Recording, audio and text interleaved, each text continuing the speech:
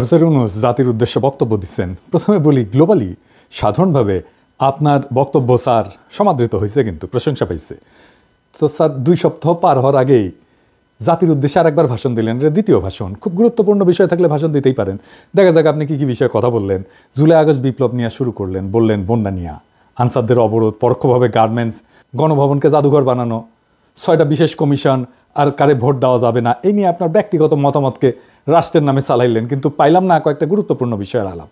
যেমন আন্দোলনের শহীদদের তালিকার কমিশন পাইলাম না চিকিৎসাধীনদের চিকিৎসার জন্য সুস্পষ্ট পদক্ষেপ, আন্দোলনের দৃষ্টিশক্তি হারানোদের সর্বোচ্চ চিকিৎসার পদক্ষেপ পাইলাম না, নিহতদের পরিবারের সহায়তা আর পঙ্গুত্ব বরণকারীদের জন্য পুনর্বাসনের কমিশন পাইলাম না, গত 17 বছরে স্বৈর শাসনের সকল বিষয়ে তদন্ত আর শ্বেতপত্রের কমিশন পাইলাম না, পাচার হওয়া অর্থ উদ্ধারের কমিশন পাইলাম না, প্রশাসন বিদেশি মিশন থেকে আওয়ামী প্রেতাত্মাদের অপসারণ কাজের অগ্রগতির খবর।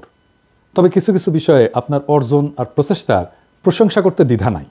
সংযুক্ত আরব আমিরাতে স্বৈরাচার বিরোধী আন্দোলনে অংশগ্রহণ করিয়া কারাবরণকারী বাংলাদেশিদের মুক্ত করার জন্য আপনাকে ধন্যবাদ জানাতেই হবে।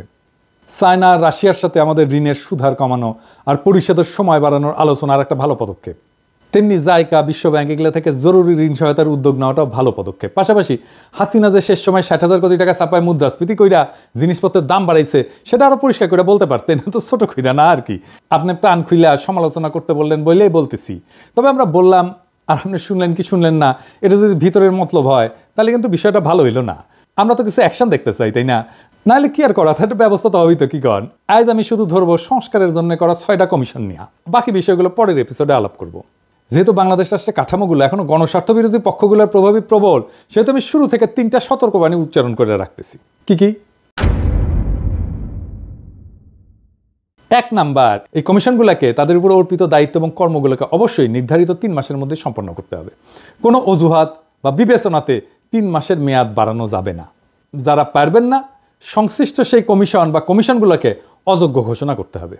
2 নাম্বার, সংস্কার ভাবনার রূপরেখাও এরপরে 1 মাসের মধ্যে চূড়ান্ত করতে হবে। তাইলে আমরা ধরে নিতে পারি 2025 সালের জানুয়ারি মাসের মধ্যে এই সমস্ত কর্মকাণ্ড সম্পন্ন কইরা বাংলাদেশ তার পরবর্তী ধাপে পা রাখবে। 3 নাম্বার, 2014 সালের পর থেকেই বাংলাদেশে জনপ্রতিনিধির নির্বাচন, সরকার গঠন, স্থানীয় সরকারের শাসক বাছাই, ব্যবসা বাণিজ্য এমনকি শিল্প মালিকদের সংস্থা এবং শ্রমিক কর্মচারীদের প্রতিনিধি নির্বাচন সহ ধর্মীয়, সামাজিক এবং সাংস্কৃতিক সংস্থার প্রতিনিধি নির্বাচনের লক্ষ্যে কোথাও কোনো একটা অবাধ, সুষ্ঠু, নিরপেক্ষ ভোটাভুটি হয় নাই। সেহেতু যত দ্রুত সম্ভব এদেশের মানুষকে নির্বাচন অর্থাৎ ভোটাভুটির যে আস্বাদ, এটা গ্রহণের অবারিত সুযোগ করে দিতে হবে। কিভাবে? সেই লক্ষ্যে নভেম্বর মাস থেকে সারা দেশে কলেজ, বিশ্ববিদ্যালয়গুলোর ছাত্র সংসদ নির্বাচন আয়োজন এবং অনুষ্ঠানের মাধ্যমে ভোটাভুটির চর্চাকে কেন্দ্র কইরা মহানন্দের রাজনীতি এবং সাংস্কৃতিক উৎসবে ভোটাধিকার বঞ্চিত সকল তরুণ তরুণী, যুবক যুবতীদের টাইনা আনতে হবে। আমাদের ভুলে গেলে চলবে না, দেশের জনসংখ্যার প্রায় অর্ধেক 32 থেকে 33 বছর বয়স পর্যন্ত যাদের বয়স, তারা এখনও একবারও অবাধে, সুষ্ঠু এবং নিরপেক্ষ পরিবেশে অনুষ্ঠিত কোনো নির্বাচনে ভোট দেওয়ার সুযোগ পায় নাই। সব সাধুকে সাবধান করে আমরা বলতে চাই, বাংলাদেশে জুলাই আগস্ট বিপ্লবের মাধ্যমে যে গণজাগরণ সৃষ্টি হয়েছে তাকে তুচ্ছ ভাবার স্পর্ধা দেখাবেন না। এটা ফ্যাসিবাদ, স্বৈরতন্ত্র, পরিবারতন্ত্র, বড়লোকিপনা, এলিটপনা, এনজিও নেতাদের আভিজাত্যাভিমান এবং ইসলাম বিদ্বেষ এবং পশ্চিমা শক্তির অনুরাগ, এই সমস্ত সহ সকল ধরনের ক্ষমতা কুক্ষিগত করার হীন সংকীর্ণ গণস্বার্থবিরোধী কার্যক্রম প্রতিরোধ করিয়া বিজয়ী হয়েছে। ফলে পরিবার, সমাজ, রাষ্ট্রব্যাপী যে গণচেতনা এবং জন আকাঙ্ক্ষা, গণপ্রতিরোধ প্রক্রিয়া সৃষ্টি হয়েছে তা পরাভবহীন, অকুতভয় এবং অজেয়। রাজনীতি, সরকার এবং রাষ্ট্র সংস্কারের প্রায়োগিক ক্ষেত্র অর্থাৎ বাস্তবে যে কাজ হবে, এবার সে আলোচনায় চলে আসা যাক। ডক্টর মোহাম্মদ ইউনূস গতকাল বুধবার এমন লক্ষ্য অর্জনের জন্য 6টা কমিশন গঠন করার সিদ্ধান্ত নিয়েছেন। এর মধ্যে নির্বাচন ব্যবস্থা সংস্কার কমিশনের প্রধান হিসেবে দায়িত্ব পালন করবেন সুশাসনের জন্য নাগরিকের সম্পাদক বদিউল আলম মজুমদার। দুর্নীতি দমন কমিশনের সংস্কারের প্রধান হিসেবে দায়িত্ব পালন করবেন টিআইবি নির্বাহী পরিচালক ইফতেখারুজ্জামান। ওনারা একবার ধরছিলাম, ওনার সম্পর্কে এখন আর কিছু না বলি। সংবিধান সংস্কার কমিশনের প্রধান হিসেবে দায়িত্ব পালন করবেন বিশিষ্ট আইনজীবী শাহদিন মালিক। বিচার বিভাগ সংস্কার কমিশনের প্রধান হিসেবে দায়িত্ব পালন করবেন বিচারপতি শাহ আবু নাইম মমিনুর রহমান। জনপ্রশাসন সংস্কার কমিশনের প্রধান হিসেবে দায়িত্ব পালন করবেন সাবেক তত্ত্বাবধায়ক সরকার উপদেষ্টা অবসরপ্রাপ্ত আমলা আব্দুল মঈদ চৌধুরী। পুলিশ প্রশাসন সংস্কার কমিশনের প্রধান হিসেবে দায়িত্ব পালন করবেন আরেক অবসরপ্রাপ্ত সচিব সফররাজ হোসেন। তো উনাদের সিলেকশন কেমন হইল, তাই না? আসেন এটা একটু বিচার করে দেখি। জনাব বদিউল আলম মজুমদার, জনাব ইফতেখারুজ্জামান এবং শাহিদিন মালিক, এই তিনজন মূলত এনজিওজীবী মানুষ। এরা শিক্ষকতাও করছেন এবং মাঝে মধ্যে এখনও তা করেন। এদের সততা নিয়ে কোনো প্রশ্ন নাই, আমার নাই। যোগ্যতা নিয়ে আমার কোনো প্রশ্ন নাই, এবং কারোই কোনো প্রশ্ন নাই এদের পশ্চিম অনুরাগ নিয়ে, কোনো সন্দেহ নাই। তাহলে এরা সৎ, এরা যোগ্য, কিন্তু এরা পশ্চিম অনুরাগী এবং এরা এনজিওজীবী, ঠিক তো? আচ্ছা, অবসরপ্রাপ্ত আমলা আব্দুল মহিদ চৌধুরী সরকারি কর্মজীবন শেষ করার পর ব্র্যাকের নির্বাহী পরিচালক পদে চাকরি করার মধ্যে দিয়ে এনজিওর জীবিকা নির্বাহ করতেছেন। উনিও আরেকজন এনজিওজীবী, বুঝছেন? এনজিওগ্রাম সরকারের কমিশনেও এনজিওগ্রামী। এখনও তিনি বহুবিধ এনজিও পরিচালনার সাথে যুক্ত আছেন। এ ভদ্রলোকের সততা নিয়ে আমার কোনো প্রশ্ন নাই, যোগ্যতা এটা নিয়ে আমার কোনো প্রশ্ন নাই, পশ্চিমা অনুরাগ নিয়েও আর আমার কোনো প্রশ্ন নাই, এবং ধর্মপরায়ণতা নিয়েও আমার কোনো সন্দেহ নাই। বিচারপতি শাহ আবু নাঈম মমিনুর রহমান, ওনারা চেনেন কিনা জানি না, সমসাময়িক বিচারপতিদের মধ্যে নিয়ে এক বিরল চরিত্র, আত্মসম্মান মর্যাদা সম্পন্ন একজন সৎ, দক্ষ, যোগ্য, ধর্মপরায়ণ এবং সাহসী মানুষ। বাংলাদেশের বিচার অঙ্গনে তিনি ব্যাপকভাবে সমাদৃত ব্যক্তি। উনারই আসলে প্রধান বিচারপতি হওয়ার কথা ছিল, হন নাই। কেন জানেন? উনি হান্নান শাহের ছোট ভাই, বিএনপির হান্নান শাহের ছোট ভাই। উনার বাবা মান্নান শাহ কৃষক প্রজা পার্টি এবং মুসলিম লীগের নেতা ছিলেন, পাকিস্তানের খাদ্যমন্ত্রী ছিলেন। অবসরপ্রাপ্ত সচিব সফররাজ হোসেন একজন সৎ মানুষ, কোনো সন্দেহ নাই, দক্ষ মানুষ, সন্দেহ নাই, এবং ভীরু মানুষ, মাঝারি মানের আমলা আর কি, কোনো ধরনের সামাজিক এবং স্বেচ্ছাসেবামূলক কাজে জড়িত আছেন বলে আমি জানি না, আমার ভুল হইলে আপনারা শুধরাই দেবেন। তো প্রফেসর ইউনূস ওনার নাম বক্তৃতার সময় ভুলভাবে উচ্চারণ করে বলেছিলেন সরফরাজ চৌধুরী বলছিলেন। তো পুরা রাত কেটে বৃহস্পতিবার সকাল না হওয়া পর্যন্ত দেশবাসী জানতে পারেন নাই তিনি আসলে সাবেক সচিব সফররাজ হোসেন। এদের একজনও তরুণ বয়সে বাংলাদেশের মুক্তিযুদ্ধে সরাসরি অংশগ্রহণ করেননি, যদিও ওনারা প্রত্যেকেই তখন আমাদের স্যার জাফর ইকবালের মতো তাবর তরতাজা যুবক ছিলেন। তবে অপ্রত্যক্ষভাবে ৭১ এবং তাদের পরিণত বয়সে এবং বৃদ্ধকালে সকলেই সদ্য সম্পন্ন বিজয়ী গণ অভ্যুত্থানের সমর্থকের ভূমিকা পালন করছেন। এই ব্যাপারে আমার কোনো সন্দেহ নেই। জাতিসংঘের তত্ত্বাবধানে প্রত্যেকটা ঘটনার তদন্ত দাবি করে বিক্ষুব্ধ ৭৪ নাগরিকের বিবৃতি, এই শিরোনামে ২৯শে জুলাই প্রথম আলোতে প্রকাশিত খবরে দেখা যায় বদিউল আলম মজুমদার, ইফতেখারুজ্জামান এবং শাহিদিন মালিক সাইন করছিলেন। কিন্তু এইখানে গুরুত্বপূর্ণ বিষয় আছে, প্রফেসর ইউনূস স্যার, আপনি একটু শুনে থাকেন, আপনি হয়তো খেয়াল করেন নাই। এইখানে গণ অভ্যুত্থানের তৃতীয় শক্তির অনুপ্রবেশের যে অভিযোগ তৎকালীন অবৈধ প্রধানমন্ত্রী এবং খুনি হাসিনা তুলছিলেন, সেটার প্রতি সায় দিছিলেন এই তিনজন। কিন্তু ওই তিনজন বলছিলেন অন্যদিকে বিরোধী পক্ষ ছাত্র আন্দোলনের প্রতি সংহতির নামে একে নিজেদের রাজনৈতিক সুবিধা অর্জনের জন্য ব্যবহার করতে চেয়েছেন বলে অভিযোগ রয়েছে। এই তিনজন এই কথা বলছেন, তার মানে হাসিনার সাথে ওনারা সুর মিলাইছেন। ওই বিবৃতিতে আরও বলছেন যে এই আন্দোলন চলাকালে নাশকতামূলক তৎপরতার কারণে বেশ কিছু রাষ্ট্রীয় প্রতিষ্ঠান স্থাপনা এবং সম্পদ ক্ষতিগ্রস্ত হয়েছে, যা কোনোভাবে সমর্থনযোগ্য নয়। ওনারা বিপ্লবী সহিংসতার বিরোধী ছিলেন, তার মানে বিপ্লবের বিরোধী ছিলেন। সুষ্ঠু এবং নিরপেক্ষ তদন্তের মাধ্যমে এই সমস্ত নাশকতার জন্য যারা দায়ী তাদের চিহ্নিত করে আইন অনুযায়ী শাস্তির দাবি জানাইছিলেন তারা। তার মানে আমাদের শাস্তি দিতে চাইছেন ওনারা। কথা সত্য কি না? কি বদিউল আলম মজুমদার, শাহিদিন মালিক ভাই, ইফতেখারুজ্জামান সাহেব বলছেন তো? তার মানে আপনারা আমাদের শাস্তি চাইছেন এবং বিপ্লবোত্তর কালে আপনারাই আমাদের কমিশন কইরা আমাদের সংস্কার করবেন। ফাজলামো করেন আমাদের সাথে। আপনারাই বলেন এই সমস্ত সম্মানিত ব্যক্তিদের সম্পর্কে আর কি বলবো। শাহিদিন মালিক সম্পর্কে একটু আলাদা কইরা বলি। উনি ভালো মানুষ, কোনো সন্দেহ নাই, জ্ঞানী মানুষ, কিন্তু কর্মী মানুষ কি উনি চোখে দেখেন না, সেটা সমস্যা না। কিন্তু উনি একজন ভীতু কাপুরুষ মানুষ, তাই ওনার জ্ঞানকে তিনি কাজে লাগাইতে পারেন না। উনি যা বিশ্বাস করেন সেটাকে আঁকড়ে ধরে শক্তভাবে তার পক্ষে দাঁড়াইতে পারেন না। আমি একটা এক্সাম্পল দিই। উনি প্রথম শাহবাগ নিয়ে ক্রিটিক করছিলেন যে আদালতের রায়কে রাজপথে এইভাবে চ্যালেঞ্জ করা যায় না, কিন্তু তারপরে শাহবাগীদের ঠাপ খেয়া ওই শাহবাগে এসে উনি আবার সংহতি জানাই গেছেন।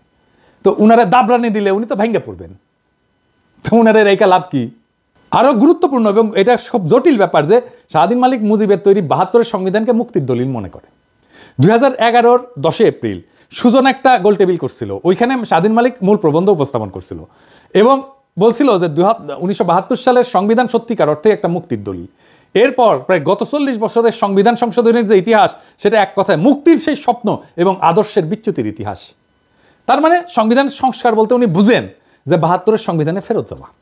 উনি বলেন যে বৈষম্যহীন সংবিধান করতে যা যা দরকার তা এই সংবিধানেই আছে। ফলে উনার হাতে মুজিবের সংবিধান বাতিল করিয়া এবং গণ অভ্যুত্থানের নতুন সংবিধান প্রণয়নের কোনো সম্ভাবনা আছে? আপনারা নিজেরাই বলেন তো। তবে নির্বাচন ব্যবস্থা সংস্কার কমিশন এবং দুর্নীতি দমন সংস্কার কমিশনের সিংহভাগ কাজই ১/১১ সরকারের আমলে সম্পন্ন করা হয়েছিল এবং এই নীতিমালা এবং আইন সংস্কারের কাজ তখন অনেকগুলোই গুছায় রাখা হয়েছিল। এই দুইটা পৃথক কাজের সাথে ওই সময় জনাব বদিউল আলম মজুমদার এবং জনাব ইফতেখারুজ্জামান ঘনিষ্ঠভাবে জড়িত ছিলেন। 11 সরকার তো কিছু ভালো কাজও করছিল, ভালো কাজ করছিল, এই দুই ব্যক্তি তখন উত্তম ভূমিকা পালন করছিলেন। তাদের এই বিশাল অবদানকে আমি তুচ্ছ-তাচ্ছিল্য করবো না, এটা করলে ভুল হবে। পরবর্তীকালে 2009 সালে বাংলাদেশের ইতিহাসের সেরা দুর্নীতিবাজ এবং গণতন্ত্র ভোটাধিকার হরণকারী শাসক পলাতক শেখ হাসিনা এই আইন দুটাকে নানাভাবে সংশোধনের মাধ্যমে একে বিকৃত, ক্ষতিগ্রস্ত এবং দুর্বল করে ফেলছিল। তবে কোথায় কতটুকু অঘটন সে ঘটাইছে তা মনোনীত এই দুই কমিশনের বিজ্ঞ চেয়ারম্যানদের প্রথম পাঠেই বুঝতে পারবেন। ফলে এই দুইটা ক্ষেত্রে সবকিছু দ্রুত সংশোধন কইরা ভালোভাবে সংস্কার প্রস্তাব উত্থাপন করতে তাদের খুব বেশি সময় লাগবে না, 2 মাসও লাগবে না। যদি না তারা ওনাদের যে জীবিকা, এনজিও জীবিকা, এটার মৌলসূত্র অনুসরণ করে এই কাজে বিদেশি সংস্থা সমূহে অনুদান নিয়ে এতে ব্যাপক ভিত্তিক বিশ্বমানের একটা সংস্কার দলিলে পরিণত করার লোভ থেকে মহাপ্রকল্প ব্যবসায় জোড়ায় যায়, তাহলে অন্য কথা আর কি। আর একটা গুরুত্বপূর্ণ বিষয়ে আসি, সংবিধান প্রসঙ্গে। গণঅভ্যুত্থানের নেতৃত্ব প্রদানকারী শিক্ষার্থীদের অভিপ্রায় অনুযায়ী সম্প্রতি একটা নাগরিক কমিটি গঠিত হয়েছে, আমরা সবাই জানি। এটা কর্মসূচি দিছে। 8 নম্বর কর্মসূচিতে বলা হয়েছে যে গণপরিষদ গঠন করে গণভোটের মাধ্যমে নতুন গণতান্ত্রিক সংবিধান তৈরির জন্য গণ আলোচনার আয়োজন করা হবে, তাই না? বলছে না? এইখানে প্রফেসর ইউনূস সংবিধান সংস্কার কমিশন যখন গঠন করে ফেললেন, তখন বোঝা যায় এখন তিনি আর আন্দোলনে বিজয়ী শিক্ষার্থী, তরুণ, এই যুব সমাজের মতামতের ধার ধারেন না। ঠিক তো? তার মানে তারা যেটা বলছিল গণপরিষদ গঠন করে গণ আলোচনা করে, সেটা তো উনি ধার ধারলেন না। তাইলে বাংলাদেশের রাজনীতি নিয়ে তো উনিও একটা স্বৈরাচারের মতো আচরণ করলেন, তাই না? উনি কারো কথা শুনেন না, এমনকি উনি ছাত্রদের কথাও শুনলেন না, তাই না? তো যে যায় লঙ্কায় সেই হয় রাবণ। উপনিবেশিক ব্রিটিশ শাসনের স্বার্থানুকূল আমলাতন্ত্রের আদলে গড়া পাকিস্তান সিভিল সার্ভিসের গর্বিত অফিসার, বাংলাদেশ সরকারের সাবেক সচিব আব্দুল মুহিত চৌধুরীর পক্ষে কি কোনো প্রগতিশীল সংস্কার ঘটানো সম্ভব? তার কোনো ক্রিটিক্যাল ভিউ আছে এই ব্যুরোক্রেসির ব্যাপারে? তো তার নেতৃত্বে জনপ্রশাসনে কি সংস্কার করবে তো বুঝেই না।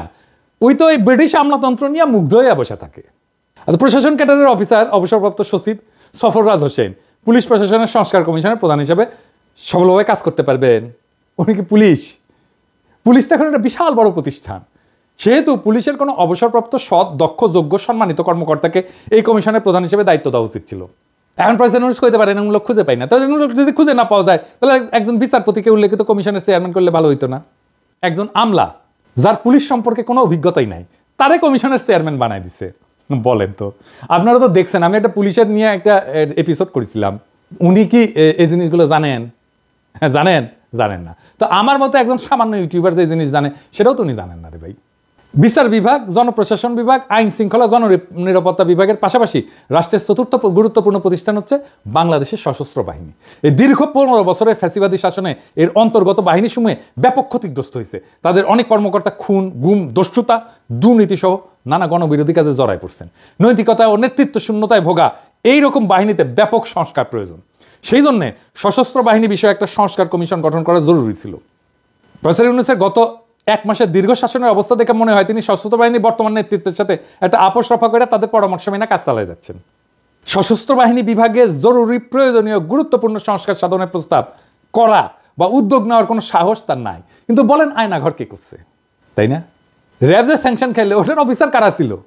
আর এই আর্মি তো রাস্তায় গুলি করছে, তাই না? আমাদের বিপ্লবের সময় জাতীয় প্রতিরক্ষা এবং দেশের সার্বভৌমত্বের বৃহৎ স্বার্থের বিষয়টা বিবেচনায় না হইলে প্রতিরক্ষা বাহিনী সংস্কার কমিশন গঠন করা এটা অতি জরুরি একটা কাজ ছিল। 12 বছর দীর্ঘ রক্তক্ষয়ী সংগ্রামের মাধ্যমে ফ্যাসিস্ট দুঃশাসনের অবসান ঘটানো এই বিজয়ী গণ অভ্যুত্থান বাংলাদেশের সমাজ, সংস্কৃতি এবং রাজনীতিতে বেশ কিছু ঐক্যমত সৃষ্টি করছে। একইভাবে রাষ্ট্র, সরকার, রাজনীতিকদের বেশ কিছু প্রবণতা, আচরণ এবং কার্যক্রমকে দেশবাসী অগ্রহণযোগ্য, ক্ষতিকর হিসেবে চিহ্নিত এবং খারিজ করছে। গণসংগ্রাম এবং আত্মত্যাগের এই দীর্ঘ পথ পরিক্রমায় নানান পর্যায়ে অংশগ্রহণকারী ছোট বড় সকল পক্ষের সঙ্গে আলোচনা করিয়া লড়াইয়ের ময়দান থেকে উদ্ভূত, বিকশিত এবং গঠিত ঐক্যমতগুলা এবং এর বিভিন্ন শর্তসমূহ লিপিবদ্ধ করা একটা জরুরি দায়িত্ব প্রফেসর ইউনূসের। এরকম সকল গণসম্মতি চিহ্নিতকরণের জন্য একটা কমিশন গঠন করা প্রয়োজন। এর মূল কাজ হবে গণতন্ত্র এবং অধিকার আন্দোলনের অংশগ্রহণকারী সকল রাজনৈতিক দল, গ্রুপ, ছাত্র, নাগরিক সমাজ, সামাজিক পক্ষ এবং সংস্থার সক্রিয় সকল অংশীজনকে, যাকে স্টেক হোল্ডার বলি, এটাকে অন্তর্ভুক্ত করে একটি জাতীয় ঐক্যমতের সনদ প্রণয়ন করা। প্রফেসর ইউনূসকে এটা করবেন। আচ্ছা, প্রফেসর ইউনূসকেই বলি। আচ্ছা প্রফেসর ইউনূস, এই যে আপনি একটা কমিশন করলেন, কতগুলো ভুল করেছেন দেখেছেন। এই ভুলগুলো কেন হচ্ছে জানেন? আপনার ভুলের কারণ আপনি কিছু মনে করেন না স্যার, একটু ছোট মুখে বড় কথা বলি আর কি, কারণ আপনাকে তুমি ব্যক্তিগতভাবে চিনি। এর ভুলের কারণ হচ্ছে আপনার প্রেজুডিস। আপনার প্রথম প্রেজুডিস হচ্ছে এলিটদের প্রতি আপনার এক অন্ধবিশ্বাস। আমি এক্সাম্পল দিই, ডক্টর কামাল হোসেনের বিষয়ে আপনি অবসেসড, এরকম আপনি অনেকের বিষয়ে অবসেসড। আমি যতজনকে দেখাইলাম সবগুলোতে এলিট। আপনি এনজিওর বিষয়ে অবসেসড। আপনি কামাল হোসেনের গণফোরামের প্রতিষ্ঠা সম্মেলনে আপনি গিয়া প্রধান অতিথি বক্তব্য দিছিলেন না, আবার আপনারা উনি পলিটিক্সে ঢুকাইছিল না, আবার কেটে পড়ছে পিছে থেকে। আচ্ছা একটা কথা কন তো স্যার, এই যে কামাল হোসেন যে বালচিউন যে কিছু জানে না, এটা নিরেট মাকাল ফল, এটা আপনি বুঝেন না? এটা কইতে চান, এটা আমার বিশ্বাস করতে হবে আপনি ঠিকই জানেন, কিন্তু মানেন না। উনার সাথে 10 মিনিট কথা বললে একজন আক্কেলওয়ালা মানুষ বুঝে যাবে উনি কি মাল। এই যে ফ্যাসিবাদ তৈরি হলো, এটাতে উনার দায় আছে না? একটা সংবিধান লিখেছে নানা জায়গা থেকে টুকলিফাই করিয়া, সেটা অসংখ্য জায়গায় সব বিরোধিতায় ভর্তি। এই আপনি সংবিধান পড়ছেন স্যার, আপনি পড়িয়া দেখেন তো ওইটার মধ্যে কতগুলো জায়গায় সব বিরোধিতা আছে। এটা কে লিখছে? উনি লিখছেন তো। আপনি কেন জিগান না? উনারা এত গুরুত্ব দেন কেন? যে সংবিধান থেকে জন্ম নিচ্ছে ফ্যাসিবাদ, তাও আপনি বুড়া মাথা মোটা এলিটদের ছাড়তে পারেন না। ধরেন আপনি এই যে কমিশনগুলো গঠনের আগে যদি কয়েকজনের সাথে আলাপ টালাপ করে নিতেন, মানে আপনি অপদার্থ উপদেষ্টার সাথে না, যারা পিছিয়ে মুজিবের ছবি লাগায় বন্দনা করে তারা না, এই আন্দোলনের যারা স্টেক হোল্ডার তাদের সাথে যদি আপনি আলোচনা করতেন, আপনার পরিকল্পনাটা সুন্দর হইতো না? আপনার তো নিজের আলাপের দরকার নাই, আপনি বইলা দিলেই তো আলাপ করে ফেলে। ধরেন আপনি তো আমারও রিস্ক করতে পারতেন, কারে দিয়ে রিস্ক করতেন সেটা তো আপনি জানেন। আর আমি লিখে দিতাম আপনার প্রপোজাল, নামধাম রেশনাল দিয়া, যুক্তি তর্ক দিয়া, যে কেন উনাকে করতে হবে। আপনি না নেন আমার প্রস্তাব, কিন্তু একটা আপনি অল্টারনেট ভিউ পাইতেন তো আমার কাছ থেকে, পাইতেন না? হ্যাঁ, তো আপনি করলেন না কেন? আপনার তো সময় যাইতো না, কারণ আপনি মানুষ বলেই মনে করেন না আমাদেরকে। আসলে আমরা তো এলিট না, তাই না? বগুড়া ভাষায় কথা বলি তো, সেই জন্য আমাদের পাতা দেন না। তা আপনার উপদেশটা তো আপনার ভালো পরামর্শ দিতে পারতেছে না, আমাদের সাথে তো আলোচনা করতে আপনার ভালো লাগবে না, আমরা তো এলিট না। তা আমরা তো সাহায্য করতে চাই, সাহায্য নেন না কেন? আমি সিরিয়াসলি জানতে চাই আপনি নেন না কেন? আপনার বক্তৃতার খুঁটিনাটি নিয়ে আমি আর একটা এপিসোড করব, কিন্তু আপনার দোহাই লাগে আপনার কাজের পদ্ধতি পাল্টান। এটা পলিটিক্স, এটা সামাজিক ব্যবসা বা গ্রামীণ ব্যাংক না স্যার। এটা জাতির ভবিষ্যৎ যুক্ত আছে এটার সাথে। মেহরবানি করে এই জাতিকে বিপদে ফেলায়েন না। এমনিতে আপনার উপদেষ্টাদের নিয়ে আমরা হতাশ, আপনারে নিয়ে হতাশিতে দিয়েন না স্যার, আপনার পেলিজ লাগে। এটা বিপ্লব করছি নষ্ট হইতে যাওয়ার জন্য না, এই বিপ্লব আমরা টিকায় রাখবো, এবং আপনারে এই বিপ্লব টিকায় রাখতে হবে। এই দায়িত্ব আপনাকে পালন করতেই হবে, আপনি দায়িত্ব নিয়েছেন, পালন করতে হবে, এবং আপনি যেন সর্বোচ্চ ফলাফল নিয়ে আসতে পারেন সেই জন্য আমাদের এই কনস্ট্যান্ট ওয়াচ রাখতে হবে এবং আপনাকে সমালোচনার মধ্যে রাখতে হবে। এটা আমরা রাখবো, এটা আমাদের দায়িত্ব, কারণ দেশ আমাদের সবার। ইনকিলাব জিন্দাবাদ।